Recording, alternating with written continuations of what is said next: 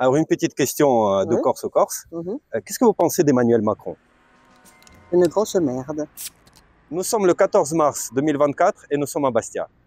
Nous allons poser la question aux Corses. Qu'est-ce qu'ils pensent d'Emmanuel Macron, de Vladimir Poutine et qu'est-ce qu'ils pensent du fait de faire la guerre à la Russie? Ça vaut-il le coup ou pas? On y va?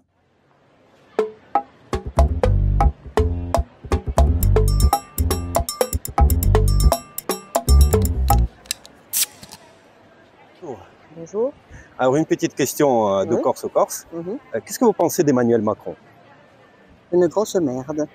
D'accord, donc pour vous, c'est pas un bon président de la République. Oh non, moi je ne l'ai pas voté du tout, non. Ni au premier ni au deuxième tour. Mais c'est un président pour les riches et je ne fais pas partie des riches. D'accord. Voilà. Alors maintenant, la deuxième question. Mhm. Qu'est-ce que vous pensez de Vladimir Poutine? Ben, je sais pas. On fait pas comme ça, hein. On fait pas la guerre comme ça pour un non, quoi. Si Macron veut partir faire la guerre, c'est son problème. Lui tout seul, avec tous ses ministres. Pour moi, il n'y a pas de problème, mais nous qui nous laissons en dehors de tout ça, quoi. Voilà. Alors, je voulais savoir votre avis concernant le président Emmanuel Macron. Concernant ce qu'il nous a dit dernièrement, c'est-à-dire aller envoyer nos enfants à la guerre pour l'Ukraine. Et la France n'est pas forcément concernée dans cette guerre-là, je ne pense pas, personnellement en tout cas. Que les Russes vont débarquer chez nous, j'y crois pas non plus. Et puis ensuite, je pense que s'il veut vraiment envoyer les enfants, il n'a qu'à aller lui-même affronter Poutine, entre guerriers. Si j'ai bien compris, Emmanuel Macron, vous ne le portez pas dans votre cœur. Mais je ne le déteste pas. Mais sa façon de faire, sa façon d'agir, nous, ça ne me convient pas. Et qu'est-ce que vous n'aimez pas globalement dans sa politique? Dans sa politique, oui. Absolument rien. J'aime pas du tout. Je suis désolée. Bon, il était élu avec une vote dérisoire, je dirais. Parce que pour ne pas élire une personne, on vote contre, ce qui fait que c'est même pas, voilà, c'est pas normal, je veux dire, c'est pas normal. On dirige un pays avec très peu de votes et voilà. Aujourd'hui, au lieu d'élire quelqu'un de compétent, je dirais, très compétent en tout cas, en politique, on va voter contre quelqu'un qui ne va pas venir au pouvoir. Je parlerai de bien sûr, Madame Le Pen. D'accord. Hein? Parce que tout le monde a voté. La gauche fait en sorte qu'on vote pour elle, pour Emmanuel Macron, contre Marine Le Pen. Donc c'est un peu... Oui, c'est un peu du cirque, c'est du cinéma. Voilà, c'est du cinéma. On a parlé d'Emmanuel Macron et Vladimir Poutine. Quelle est votre opinion d'ici, de loin du Corse, concernant Vladimir Poutine, en tant que président, en tant qu'être humain, en tant que chef d'État? Ah, pour être chef d'État, c'est un État. Hein. Je dirais que c'est un dictateur. Il a la main forte, il obtient ce qu'il veut, comme il veut, quand il veut. C'est quelqu'un de puissant, mais malheureusement pour le peuple russe, évidemment, voilà, c'est un dictateur, ça reste un dictateur. D'accord. Ça maintient, je dirais, toute la presse, ça maintient tout. Voilà, mais c'est un chef d'État. Et qu'est-ce que fait de lui un dictateur? Parce qu'a priori, comme en France, il y a des élections en Russie. Tout à fait, tout à fait. Eh bien, écoutez, lui, comment dire? Ben lui, c'est un dictateur dans la mesure où il délègue son pouvoir à un moment donné et puis il reprend le pouvoir. Et puis, comment vous dire? Il maintient le peuple d'une certaine manière. Toutefois, il fait ce qu'il a envie de faire au moment où il a envie de faire.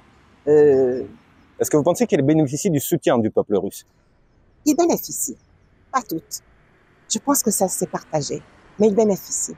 Parce qu'à côté de ça, il est assez, je dirais, populaire en Russie, après ce que j'ai entendu en tout cas. Et à vue de nez, comme ça, au niveau de la sensation intérieure, selon vous, qui serait plus populaire en France aujourd'hui, Emmanuel Macron ou Vladimir Poutine? Comme ça, dans l'absolu. Moi, je pense que Poutine, peut-être, ouais. Il a pas tort, le monsieur, en passant, il a dit Poutine. Non, il n'est pas très populaire en ce moment, Emmanuel Macron. On a vu un petit peu pour, je dirais, juste la foire je dirais, quand il est allé au truc des agriculteurs. Ah, oui, Salon des agriculteurs. En fait, c'est atroce. Il a fait mettre la police à l'intérieur du salon des agriculteurs. Moi, ça m'a choqué. Je suis désolée si c'est choquant. Il a eu peur de quoi? Est-ce que Emmanuel il Macron, était un du coup, peu est un inquiet. dictateur? À sa façon. Oui. À sa façon, oui. Il fait voter la loi comme ils entendent. À sa façon, oui, ça l'est. Mhm. Les pauvres. Ça me fait de la peine pour eux parce que franchement, il n'écoute pas le peuple, cet homme-là. C'est à se demander s'il n'est pas... Ben, s'il est au service du peuple. Non, il n'est pas. Pas au peuple, en tout cas. Voilà.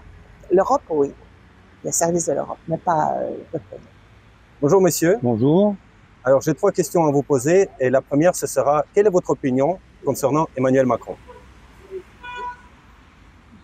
Il y a du bon, il y a beaucoup de moins bon. Bah, commençons par le bon. Qu'est-ce que vous trouvez de bon chez Emmanuel Macron? Sa jeunesse, son envie d'entreprendre, de faire progresser quelque part, entre guillemets, la France, dans des domaines bien précis. Ce qui est moins bon, c'est que je trouve que des fois, il parle un peu trop, avec des conséquences qui, je sais pas, s'il est en mesure s'il les mesure. Voilà. D'accord. Et est-ce que vous trouvez que c'est un président plutôt démocratique ou qui a plutôt tendance autoritaire? Plutôt autoritaire. Autoritaire? Vous pensez à quoi? Depuis le Covid, on nous impose beaucoup de choses, beaucoup de restrictions? De restrictions, il me semble que notre liberté s'amenuise. Donc on a une espèce de dérive vers une forme de régime autoritaire, même peut-être que... Pas comparable avec certains pays, mais il y a quand même un manque de liberté, à mon avis, hein, bien entendu. D'accord. Alors, en parlant des pays qui sont réputés être non démocratiques, que pensez-vous de Vladimir Poutine? Vous posez des questions auxquelles il est difficile de répondre sans savoir à qui on s'adresse. Hein. On fait un peu comme avec Emmanuel Macron. Qu'est-ce que vous en pensez du bien et qu'est-ce que vous en pensez à mal? Du bien, je ne sais pas si j'en pense beaucoup. Est-ce que c'est un bon président pour les Russes eux-mêmes? Je ne suis pas qualifié pour vous répondre. Je ne saurais pas. Mais dans ce qui concerne l'Ukraine et certaines choses, je pense que là, il y a de l'abus. Je ne sais pas si on appelle ça abus de pouvoir, mais il y a de l'abus concernant la façon de procéder. Et d'après toujours ce qu'on en sait. Est-ce que tout ce qu'on sait est juste ou pas? Parce que les médias aussi, bien que vous en soyez, il faut faire attention. Nous sommes citoyens. Moi, je travaille ailleurs. Hein. C'est vraiment en plus une passion. Et donc, du coup, on ne sait pas, vous savez pas vraiment si l'attaque sur l'Ukraine, c'est vraiment de la folie de Poutine ou est-ce que peut-être il y a quand même eu des mouvements à l'intérieur de l'Ukraine? On ne sait pas. Moi, je ne sais pas. A priori, si je regarde ce que je vois, c'est de la folie. Si je vais un peu plus loin et qu'il me semble que même de l'autre côté, il y a des choses qui ne me semblent pas vraiment exactes, c'est un peu marche arrière. Oui, il y a peut-être des raisons qu'on ne connaît pas. Je ne connais pas bien si le président d'Ukraine, dont le nom m'échappe en vous parlant, Zelensky, si lui aussi n'a pas des travers, pas des moindres. Voilà ce que je peux vous dire. D'accord. Et alors, j'ai une dernière question. Emmanuel Macron, récemment, a dit qu'il était désormais envisageable, presque, d'envoyer les troupes françaises en Ukraine combattre la Russie. Oui, mais alors après, on l'a interrogé, il a dit que c'était pas du tout ça. Hein. Pourtant, il a dit que c'était pas exclu. Au départ, il a dit que c'était pas exclu, et puis après, ça a fait quand même du bruit et du tollé, même parmi sa majorité. Et il a dit que peut-être la parole avait dépassé la pensée, qu'il enverrait peut-être des hommes, mais certainement pas pour un conflit. Et vous pensez quoi de cette idée-là? Je trouve que c'est dangereux. Pour nous, et pour l'Europe, et pour tout le monde. Quoi. Faire la guerre à la Russie, c'est... Ah, c'est dangereux. Faire la guerre tout court, c'est dangereux. Est-ce que vous pensez qu'on n'a rien à y gagner? Je pense qu'on n'aura rien à y gagner. D'accord. Avis d'un profane, hein. Je ne suis pas un homme politique, je ne suis pas un grand économiste. Mais c'est ce que nous Sur le plan humain, je vous dis, je pense qu'on n'a rien à gagner. Qu'est-ce que vous pensez d'Emmanuel Macron en tant que président et plus? Grosse question. Je sais pas, je vais schématiser, je pense que c'est un président pour les riches. Tout simplement. Hein. Un peu hautain. Donc voilà, la droite à fond. Et on se rappelle aussi que ces députés se sont augmentés il y a quelques temps de 300 €, de 400 €. Ah ouais. On appelle ça la politique. La politique. D'accord, alors passons à la deuxième question. Qu'est-ce que vous pensez de Vladimir Poutine? Puis les enfants. Puis les enfants. Hein. D'accord, donc c'est un meurtrier depuis qu'elle a déclenché la guerre en Ukraine. C'est une espèce de dictateur, une espèce de meurtrier. Quoi. Mais est-ce que vous pensez qu'il a le soutien du peuple russe? Non. Non? Non, le Russie, je pense que le Russie, c'est rien. Quoi. La fin fond de la Russie, c'est grand la Russie. Hein. La fin fond de la Russie, qu'est-ce qu'ils vont savoir le mec? Le mec qui pioche et tout ça, le pauvre. Hein. C'est moi, même il y a 30 minutes, j'ai discuté avec un ami, j'ai dit, c'est pas les Russes. Hein. Enfin, pas, c'est le gouvernement russe, c'est pas que les Russes qui sont d'accord. Il y en a certainement qui sont d'accord avec eux, mais pas tous. Emmanuel Macron, il a dit qu'il n'était pas exclu d'envoyer des troupes françaises combattre les Russes. Impossible. Qu'est-ce que vous pensez de ça? Blablabla, impossible. C'est des manœuvres diplomatiques. Il va y aller seul. Déjà, l'Europe, il n'y a personne qui veut y aller, ça se fait plus, ça va arrêter. C'est vrai que tout le monde, tous les autres pays, toutes les autres diplomaties, ils ont dit que c'était exclu. Et ils l'ont mis quelque part, ils se sont moqués de lui. Hein. Ceux qui ont payé le plus lourd tribut, c'est les Américains quand ils faisaient revenir le cercueil des leurs avec le drapeau américain dessus, ça pour l'image médiatique. Donc je pense c'est une catastrophe. Ouais. C'est voilà, donc puis il n'a pas de moyens, il n'a même pas fait l'armée, puisqu'il en sait. Et vous pensez pas qu'il ouvre une espèce de fenêtre d'Overton? Enfin, fenêtre d'Overton, c'est quand on lance un sujet qui est un peu très choquant, extrêmement choquant, personne n'est d'accord. Mais au fil du temps, c'est une idée qui fait son chemin et petit à petit, il devient de plus en plus acceptable. Et aujourd'hui, peut-être qu'il a été rejeté par tous les autres concernant le fait d'envoyer des troupes au sol contre les Russes. Mais qu'avec le temps, ça peut se faire. Ça, d'ici comme il bouge le monde, d'ici quelques années, on peut pas savoir. Mais là, je vois pas. Déjà, il va aller seul et c'est pas l'intérêt, quoi. Je veux dire, à mon petit niveau, je pense que c'est une manœuvre diplomatique, comme pour dire, voilà, nous on a la bombe nucléaire. On peut dire, voilà, c'est juste un pas, mais il le sait. Et puis on n'est pas allé. Pour moi, c'est impossible. Donc s'il est suffisamment fou pour y aller, vous y allez pas. Allez où? Aller en Ukraine, hein. Sauver l'Ukraine. Non, après l'Ukraine, il est malade, il se passe, il va falloir la reconstruire, hein, l'Ukraine, les Américains et les Français sont là, hein. Il n'est pas fou, hein. Bon, d'accord. Après, voilà, plutôt Macron, on verra comment il se comporte avec nous, avec la Corse, quoi. L'autonomie et tout ça, quoi.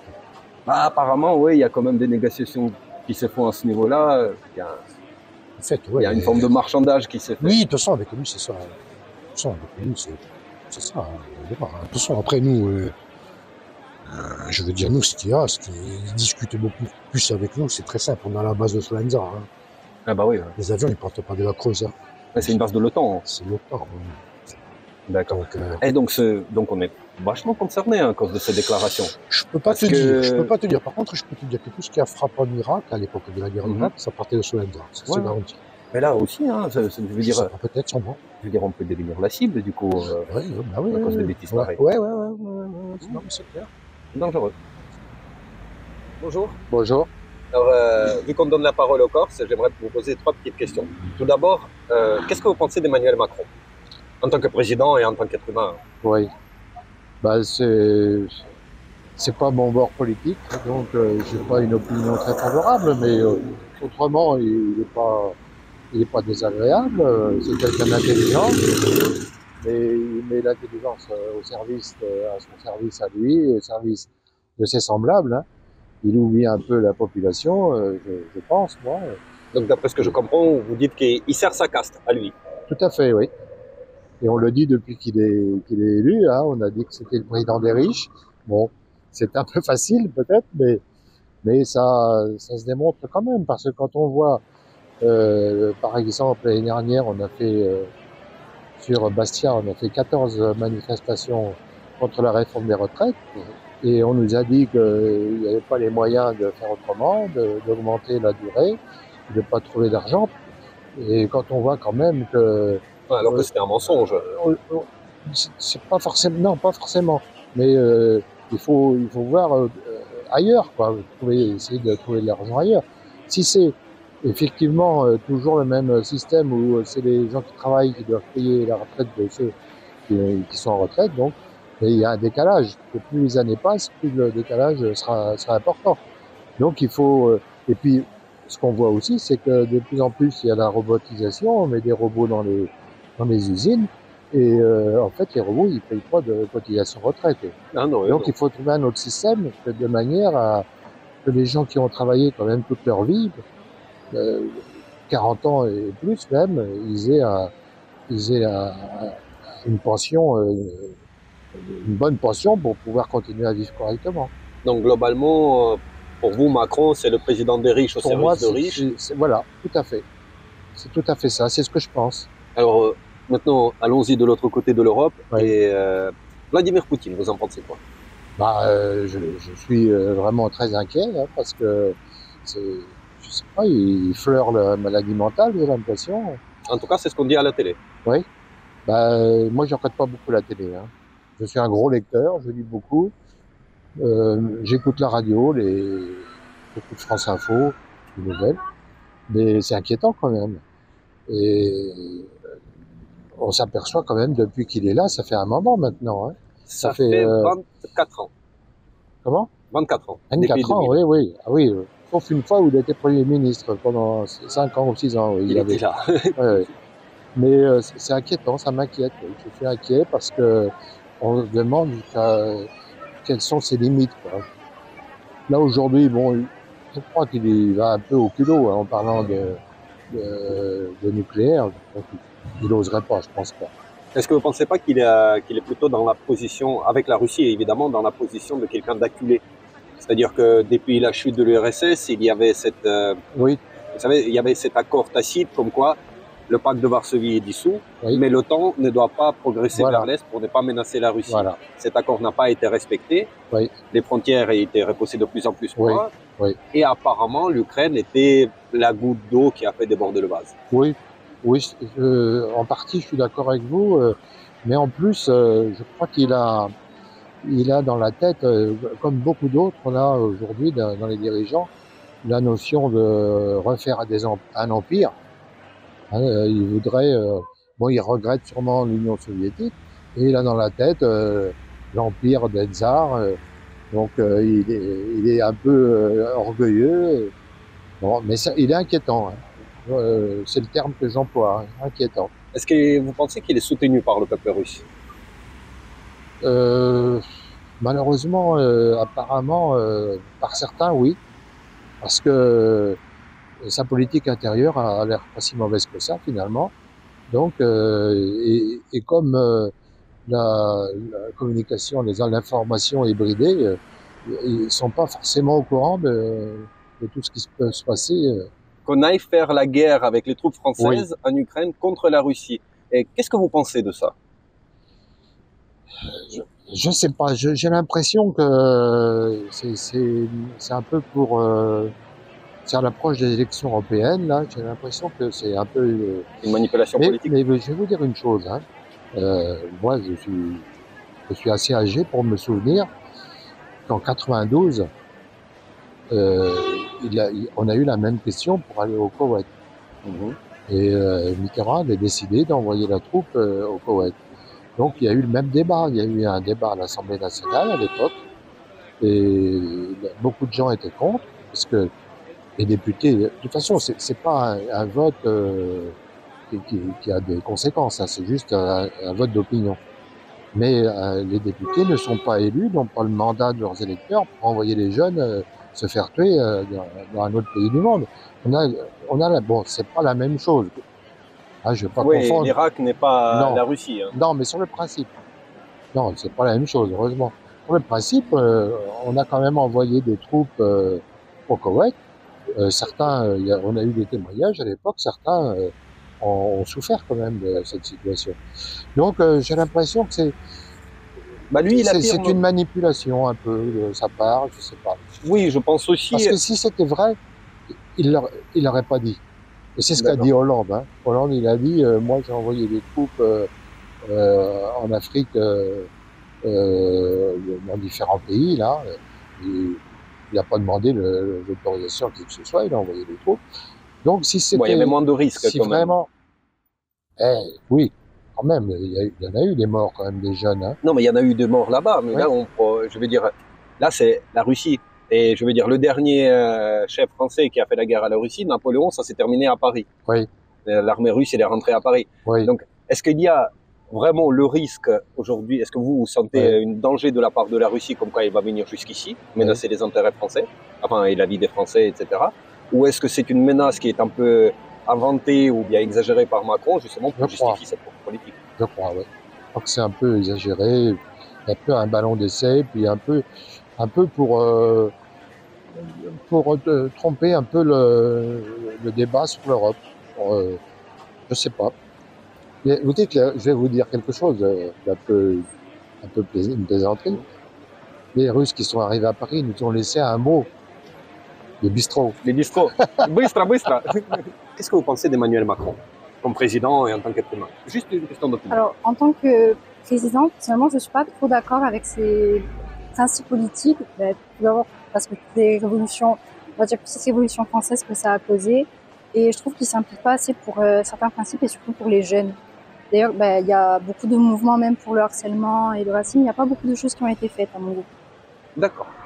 Et selon vous, c'est vraiment le point faible de sa politique? Après, je ne peux pas bien parler d'économie parce que je ne travaille pas encore. Mais quand on voit les gilets jaunes ou même les agricoles, je trouve qu'il y a quand même un gros problème autour de ça.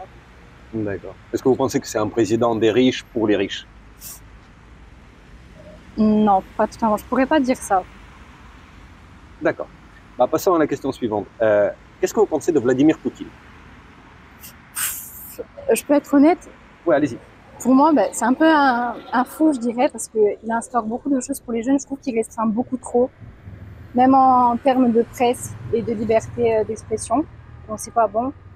Et puis, surtout par rapport à la guerre en Ukraine, même si on n'est pas forcément impliqué, je trouve que sa raison des faits, dire pourquoi il a attaqué l'Ukraine et pour beaucoup de choses, pour moi, c'est pas du tout un bon président, pas du tout.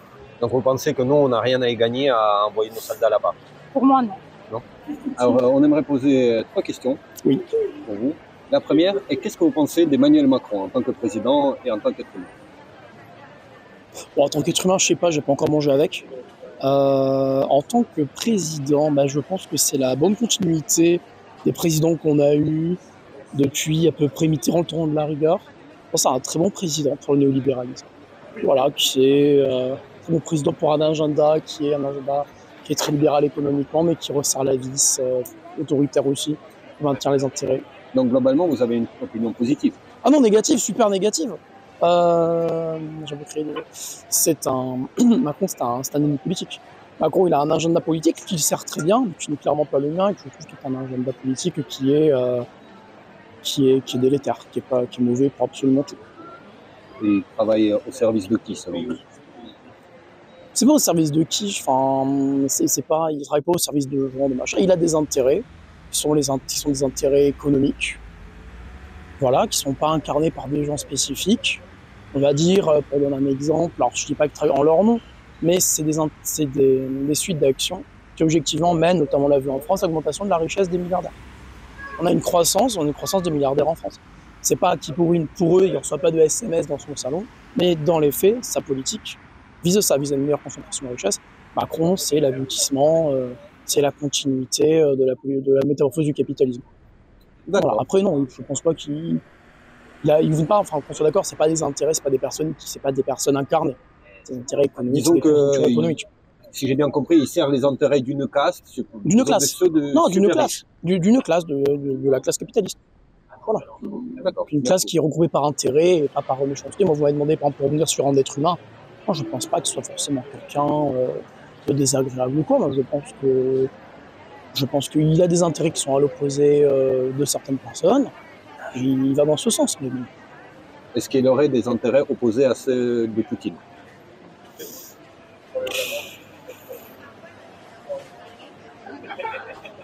Ces deux modèles de gouvernement, je ne pourrais pas vous dire d'un point de vue international, est-ce que la France a des intérêts avec la Russie? Pas forcément.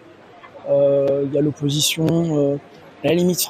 Ça, je ne saurais pas vous dire. Parce que là, moi, je connais un peu le contexte français, mais le contexte russe des intérêts de Poutine. Puis c'est une vie politique qui est très différente de la nôtre. Alors, juste une opinion générale autour du personnage de Vladimir Poutine. Qu'est-ce que vous en pensez? C'est un chef d'État, c'est un autocrate. C'est un autocrate qui se maintient au pouvoir par de la fraude, par de la menace. Là, je crois que c'était son dernier mandat où il était Premier ministre. Dans les faits, il était chef de l'exécutif. C'était en 2008. Ouais. Voilà. C'est un autocrate. autoritaire, qu'ils soient sur un régime autoritaire pour faire des contestations. Voilà, après, encore une fois, moi, le contexte politique général de la Russie, je le connais assez peu. Est-ce que comme ça, juste à vous donner, est-ce qu'il est soutenu par le peuple russe, selon vous? Aucune idée. Alors là, franchement, il me semble, alors après, pareil, je peux me tromper, que le conflit en Crimée, quand il a démarré, il y avait eu un peu de soutien, comme dans la plupart des entrées de conflit. Mais après, je pense que ça a dû s'atténuer, parce que c'est jamais bon de voir son fils, son père, son mari partir sur le front. Mais genre ça, je serais ingrat de vous dire, si vous avez les infos, vous les prendre, mais moi je ne saurais pas le soutien populaire russe. Donc encore une fois, soutien populaire. Si si je dis l'inverse, ouais c'est super, on envoie la police chez moi, il y a de fortes chances que je dise oui c'est sûr. Voilà. D'accord, c'est une opinion qui s'entend. Et donc du coup la dernière question, c'est récemment Emmanuel Macron, il a dit qu'il n'excluait pas d'envoyer les troupes françaises combattre en Ukraine contre la Russie. Comment vous voyez cette situation? Est-ce que vous êtes pour, contre? Est-ce que vous irez s'il faut y aller ou pas? J'irai pas, clairement. J'irai clairement pas. Comme l'a paraphrasé, je sais plus qui avait dit ça, on croit mourir pour la patrie, on meurt pour des industriels. Mais je pense que c'est un effet d'annonce, parce que de mémoire, il s'est fait un peu reprendre par à peu près toute la communauté européenne, qui lui a dit mec, à quoi tu joues? Parce que alors, moi c'est pareil, c'est ma théorie. C'est là, il y a un potentiel désengagement des USA en Ukraine, notamment si Trump est élu, parce qu'il veut arrêter l'ingérence, il veut arrêter un peu de se mêler de ça. Donc il faut que quelqu'un, entre guillemets, reprenne le leadership de ce côté-là. Ça risque d'être la France forcément, vu que de mémoire c'est le pays européen qui a la plus grosse armée et l'arme nucléaire. Donc c'est logique pour ce qui est de la défense, la France prenne la chose. Après, moi je pense que c'est un effet d'annonce. Je crois qu'il doit s'expliquer ce soir sur ça d'ailleurs. Non, moi je pense pas qu'il soit, je pense pas qu'il y croit vraiment. Enfin, voilà. Je pense que c'est plutôt un effet d'annonce. Et après, il va servir de ça. Pendant, c'est pour ça que je voulais dire, je vais rebondir sur cela. Après, moi, sur l'envoi de troupes armées, ça, c'est un conflit ouvert. On envoie des troupes armées en Russie. Le truc, c'est qu'il fait ça, soit il est complètement inconscient, soit il pense être en privé alors qu'il donne une allocution publique. Mais ce sont des paroles qui ont été entendues à Kremlin. Ah oui, qui ont été entendues. Après, là, on est dans un conflit où c'est un petit peu comment dire, on est sur des conflits qui sont sur de la dissuasion. Enfin, là, j'avais vu, il y a eu encore une alerte. Poutine dit qu'en cas de menace, il fera tout. Bon, ça, il le dit depuis le début de la guerre. Parce qu'en fait, c'est le truc à l'époque de la dissuasion nucléaire, c'est si tu bouges, je tire, et si je tire, on est tous morts. Enfin, vous, moi, tous. Non, je pense que c'était un effet d'annonce. Là, il va expliquer ce qu'il voulait entendre. Après, moi, je sais pas, en général, on sait que sous la 5e, la diplomatie, c'est un peu un domaine réservé au président. Bon, il y a un corps de diplomates français qui est normalement assez efficace, qui a été dissous de mémoire entre-temps. Mais je sais pas pourquoi il a dit ça. Vraiment, surtout qu'en plus, d'un point de vue international, il s'est fait taper sur les doigts, parce que personne n'a envie d'une guerre ouverte en Europe. Puis surtout, je vois pas comment. Là, il avait dit, je crois qu'il veut aussi parler d'envoyer des gens à Odessa. Bon, Odessa, on est encore en Ukraine, on n'est pas non plus chez les Russes. Mais bon, moi, la question que je pose, c'est même Odessa si on pose. est une ville très très russophone. Hein. Oui, bien sûr. Mais c'est pas, on n'est pas sur le territoire revendiqué. On n'est pas sur le territoire souverain de la Russie. Mais le truc, c'est que bon, même si on envoie des gens, qu'est-ce qui se passe? Bon, on a un militaire qui se fait tuer. Et maintenant, non, moi je ne pense pas qu'il arrive jusque-là. Déjà, la communauté internationale, il n'y a personne derrière lui. Enfin, tout le monde. Je crois qu'ils avaient dit non, mais les gens ont mal compris ce qu'a dit le président. Quand les pays européens, quand tous les chefs d'État disent, on peut se poser la question. Est-ce qu'il s'est mal exprimé ou est-ce que les gens n'ont pas compris? Je pense que. Voilà, mais non, je ne pense pas qu'il ait envoyé des gens. Encore une fois, pourquoi il a dit ça? Est-ce qu'il a affirmé à un moment donné que la Russie menace la France et qu'après l'Ukraine, elle ira certainement vers d'autres pays occidentaux et notamment jusqu'à la France? Est-ce que vous pensez que c'est réel? Est-ce que vous pensez que la Russie menace directement la France et par extension la Corse dans ces conflits qu'il a lancés contre l'Ukraine en 2022? Alors moi je suis pas un spécialiste en relations internationales, mais ça me semble quand même un peu que la Russie menace la France, on va dire genre en invasion, la Pologne, après la Pologne c'est l'Allemagne, après l'Allemagne c'est la France. C'est quand même relativement improbable étant donné que prendre l'Ukraine, où bon déjà il y a la justification qui a été lancée, moi j'en sais rien si je ne suis pas légitime, l'attaque à une nation souveraine c'est déjà discutable, de minorités russophones à intégrer. Je crois que c'est aussi le cas de mémoire en Moldavie, je crois que c'est aussi le cas parce qu'il y a toute l'histoire de remonter la Crimée vers la Moldavie. Je crois que ça me Oui, c'est la Transnistrie. Ouais, voilà. Il y a ça, il y a aussi c'est vers la Géorgie qui nous ressemble. Je vois pas comment on justifie d'aller chez les... Par exemple, on va prendre un pays entre la France et la Russie, chez les Polonais. Ouais, Et surtout, là, et surtout, ça n'a aucun sens, et surtout, bon, là par contre, on attaque vraiment un membre de l'OTAN, de l'Union Européenne. Et là, normalement... L'article 5, automatiquement. Voilà, donc là, moi je pense pas que... Après qu'il y ait une menace, on va dire, tout ce qui est guerre non formelle, piratage, comme ça, bon. Guerre économique. Guerre économique, c'est possible. Maintenant, c'est surtout ça la guerre économique. Mais après, on va dire une menace, les chars, on va dire l'armée rouge, les vieilles formules, même ça n'a rien à voir. Les chars russes sur les Champs-Élysées, bon. Ils ont du chemin. Moi, j'y crois quand même assez peu. Après, bon, donc, encore une fois, je vois pas l'intérêt. Mais si demain il dit on y va. Si Macron, voilà, parce qu'on l'a vu, hein, des fois il prend des coups sur le épisode, il dit la Russie, on y va, on leur met leur compte. Vous y allez? Non. Bah non. Non. Qu'il y ait lui. Oui, qu'il y ait lui, bah c'est la chanson, c'est Boris Vian, vous êtes le bon apôtre, monsieur le président. Bon, après évidemment, il ira pas. Maintenant, la conscription, en théorie, c'est terminé. Maintenant, on a des armées de métier. On ne va plus chercher le péon. Vous me mettez quelque part. Je ne sais pas ce que je sais faire. Bah, maintenant, justement, c'est un sujet qui s'ouvre parce qu'il y a la loi qui est passée qui parle de la réquisition. Ouais. Et que maintenant, si on n'obéit pas à la réquisition, on peut risquer jusqu'à 5 ans de prison et 500 000 euros d'amende. 500 000 euros d'amende, c'est le travail d'une vie pour une personne. Oui. Après, qu'est-ce qu'ils font? Après réquisition, je pense que s'ils réquisitionnent quoi. Ils réquisitionnent des moyens de production, réquisitionnent des entreprises, réquisitionnent des fonds. Réquisitionner le jeune Corse de 30 ans, bon.